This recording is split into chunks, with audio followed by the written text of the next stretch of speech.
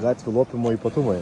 Šiandien pravažiavo Taiso gatvę. Tokia trumpa ekskursija po Krakes, kur ką tik kelių priežiūros specialistai lopė duobes. Gaila, nenufilmavau, kaip jie tai daro, su kastuvėliais pildami asfaltą, bet parodysiu maždaug, kaip tas darbas atrodo. Duobė, užtaisyta duobė. Galėsit patys vertinti, ar tai taip turi būti, ar taip neturi būti. Čia duobės palopytos. Bet va šitos duobės galiukui nebeužteko. Ką tik daryta prieš valandėlę. Gal pritrūko, nežinau, energijos ar asfalto. Nors asfalto nepritruko, dar jie ten turi priekyje.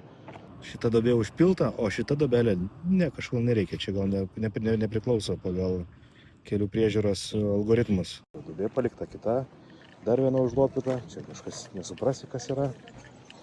Čia vat vėl kažkur užlopyta. Ten užtaisyta, čia nebeužtaisyta kažkodėl tai. Nors jau dirba ten kokie 2 km į priekį.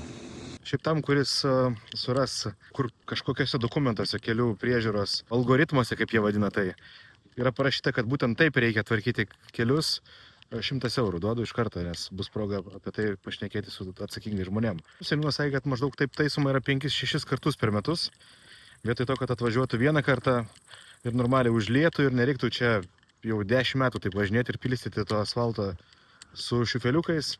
Tai yra daroma 5-6 kart per metus ir tai kelių priežiūra ir atsakingi žmonės bando įtikinti, kad tai yra kur kas apsimokiau, nei tai daryti normaliai. Galite vertinti, ar tai yra saugiau ir ar geriau.